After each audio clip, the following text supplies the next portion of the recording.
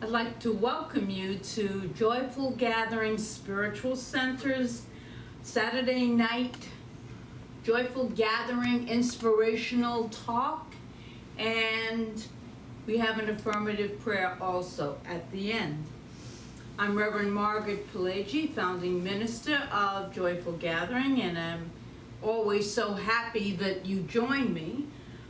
We're located physically in Westmont, New Jersey, and I have a few announcements to make this evening. I think we're going to really like them. We are holding our services this week, and most weeks, we have been since the end of March, on Facebook and on YouTube. So those are our two outlets, venues, if you will. Next week's a little different. I'll explain that in a minute. But I'd like you to check out our website, joyfulgathering.org, because on there you'll see the many different, they're not all up yet, but there's going to be a lot of different offerings for you. One of them is our Project Change. It's about equality in this country, and it's led by Dr. Mariam Saluki. It's at 7 o'clock. The Zoom link and invitation is on the front page of our website. We also have a Wednesday night meditation and group prayer where our ministers and practitioners will pray, and everyone is invited to join us. That link is also on our website, so please check it out, joyfulgathering.org. While you're there, it would be greatly appreciated if you make a donation. That helps keep us moving and going, because we are moving and going, I'll tell you that. Not this Sunday, next Sunday, the 23rd of August, we will have a special Sunday service. It will be outdoors, and it will be on the side or courtyard of the Starting Point building in Westmont. The address is on our website. So that's at 10:30. Our musician is Norman Taylor, and this is a special service. We have two scheduled, and that's it for now. We have both Sundays in August, the 23rd and 30th.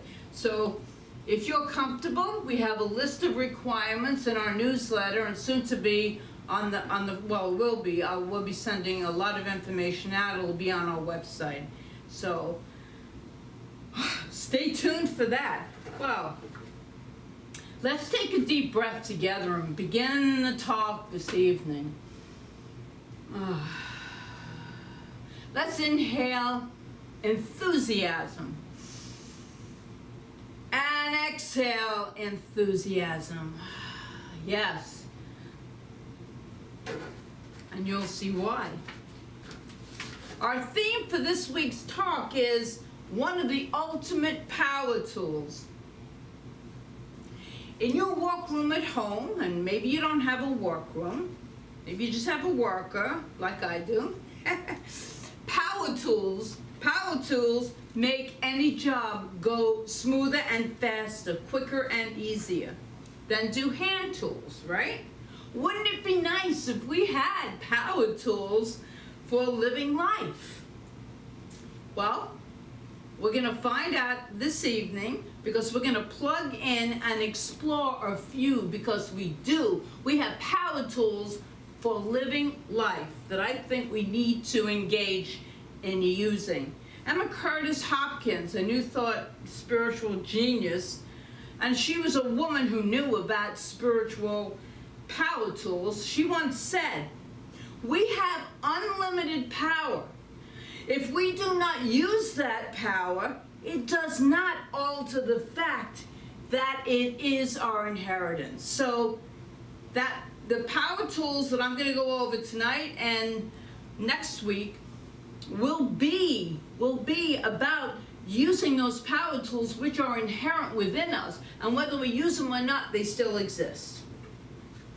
Today, our spiritual tool is enthusiasm. I'm very enthusiastic about so many different opportunities and avenues that are opening up for us and for everyone. And you might be thinking right now, with all the stress and change and pandemic challenges and social and political issues we are facing, what do I have to be enthusiastic about, right? And the last thing I need is a cheerleader telling me to put a smile on my face and live an enthusiastic life. And there are times, let me tell you, I feel the same way. And then I have to sit myself down and give myself a good talking to. And I say to myself, what are your options here? What are your options? What are your choices? I set myself straight by doing that. And the greater, what I tell myself then is, great good is occurring right here and right now.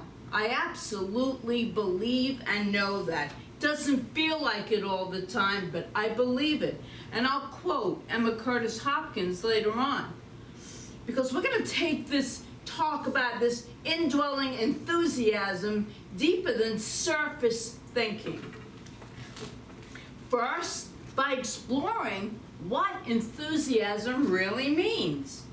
What's the definition really of it? And second, by exploring how to ignite it, activate it, and stir it up. So what does enthusiasm really mean? The word enthuse really means, when we trace it back to its origin, which is Greek, comes straight from the Greeks. The word enthuse is made up of two parts, en and theos. And theos is the definition of God. So entheos or enthuse literally means God inside,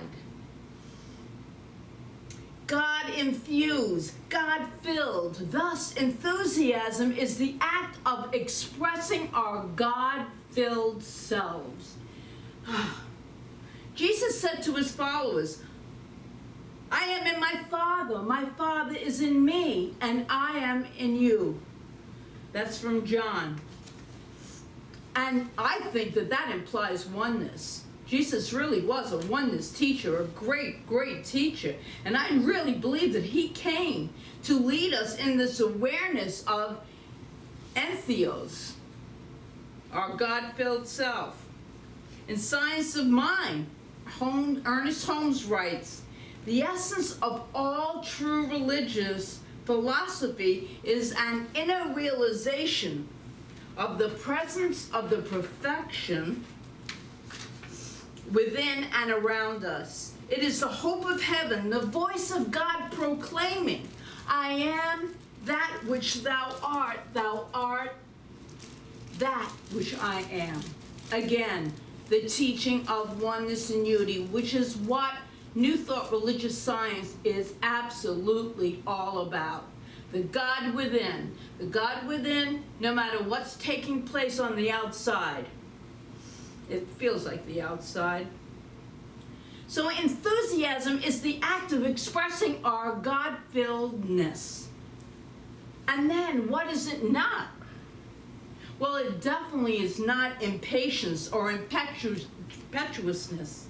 Someone once said, the world belongs to an enthusiast who keeps his cool. I use the phrase calm expectancy. I love that, because for me, and many of you who know me know that I can get very excited and enthusiastic, but that calm expectancy really keeps me grounded, but in the right direction. Enthusiasm is a power. It's a power, but can easily be dissipated if it is not harnessed and channeled. The impatient or impetuous person doesn't allow his inherent enthusiasm to sustain him. So he's like a supernova. He burns hot and bright, but burns out fast. We don't want that. Enthusiasm, real enthusiasm, It's part of your natural state, all of our natural state. It's not, this is so important, it's not an emotional response when good things happen in our lives. Because what does that say about us, right? It says that enthusiasm is not a result or an effect. Enthusiasm is a cause, and just by the law of cause and effect. We want a different outcome, we need a new cause, a different cause. Enthusiasm is a cause.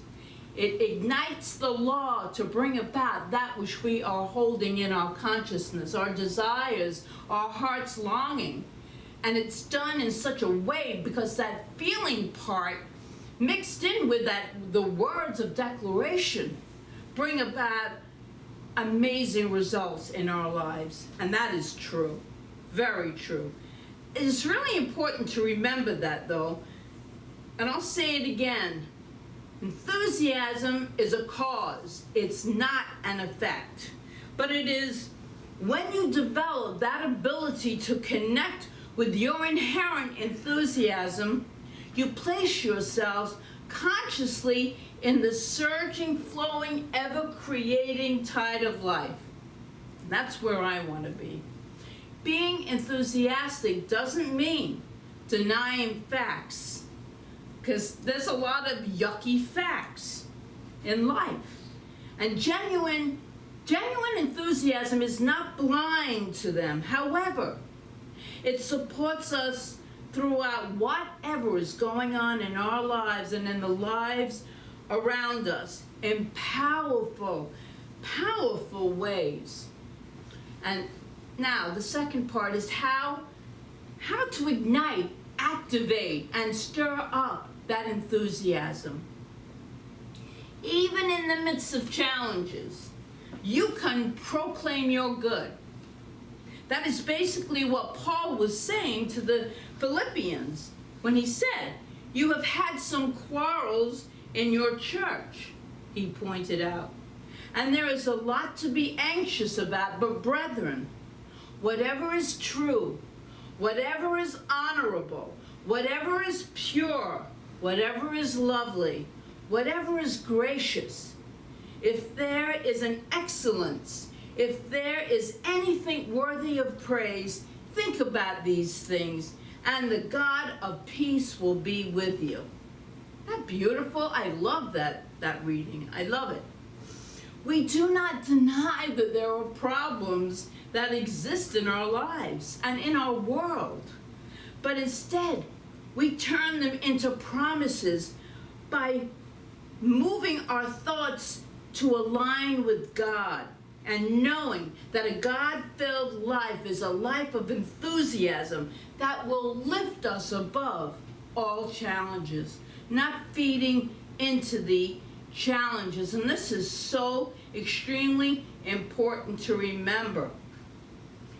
In Science of Mind, Ernest Holmes writes, one alone in consciousness with the infinite constitutes a majority. Knowing this in your thought, work in perfect peace and calm. Always expect the good. Have enthusiasm, a radiant feeling flowing through your consciousness at all times. Expect the good, no matter what is taking place. In the scriptures we read, prove me, and I will pour you out a blessing. In all thy ways acknowledge him, and he will direct thy path. To acknowledge God is to enthusiastically name and proclaim your good, regardless of what the conditions and circumstances that may be taking place. Emma Curtis Hopkins tells us, love is the good we are seeking. Love is the highest name of God. Love is the fulfilling of the law. At the height of our spiritual teachings, we find God covering us with love. I love that idea. Covering us with, God is divine guidance. God is always leading us into better and better. And this God is this energy that is within and is everywhere. It's omnipresent. is in all places at the same time. And it is a love energy. And this is what we call God in religious science. So Emma says this: love, life, strength, health, support are all names for our good. So how should we arrive at our good? Speak it out. She's very big with this. Speak it out. Claim it. It is your birthright. Therefore, you deserve all good all the time. She's big in declaring her good. She doesn't just ask for it. She declares that it is present right here and right now. And she writes this: truth does not have to make things new for you. In truth, it is so from the very beginning. All truth is speaking for you to say plainly what is your good. The speaking out continuously what we have felt and thought intuitively, she writes, is the first movement towards demonstration, towards manifestation, towards satisfaction. Make now these statements of good. These are Emma Curtis Hopkins statements of good, and I think I'm closing out. Yeah, I'm closing out with these, okay? This is Emma. I love these. So just take these in. The good I am seeking is my God. My God is my life. The good I am seeking is my health. God is my health. The good I am seeking is my strength. God is my strength. The good I am seeking is my support. God is my support. Life is God. Truth is God. Love is God. Substance is God. All is God. All is good. When you hear others say, it's all good, it's all good, this is what they mean. This is exactly what they mean. When I say it's all good, I immediately am knowing that despite conditions, there's always a lesson in there, there's always good that's unfolding. Might not look like good, but I'm believing that that good is there. So I can say I am living a God-filled life, and it's all good. And I say that, it's all good. Good and God are synonymous. Those are two interchangeable words. And I think we ought to take Emma's advice, and let's start by making those statements that I just read our own right now. The good we are seeking is seeking us. That's the truth. Take a moment to feel this energy right now. The energy of good, the energy that is surging through each and every one of us. It fairly sizzles with enthusiasm. This feeling is contagious, my friends. And I don't know about you, but I want to catch it. And I want to catch more of it. And then I want to spread it around. Just like the virus, but in a good way. This is the good stuff. I want to spread it around. I want to get contagious. I want to be contagious for God's good. Oh, just breathe that in. Let us enthusiastically declare our good is our birthright. This is true. We can, by firing up one of our ultimate power tools, the power tool to initiate our innate enthusiasm, which is just waiting for us to turn the switch on, which means to go within and to connect. That enthusiasm is such a powerful tool. With that breath, I want you to stay in that atmosphere while I do a prayer here.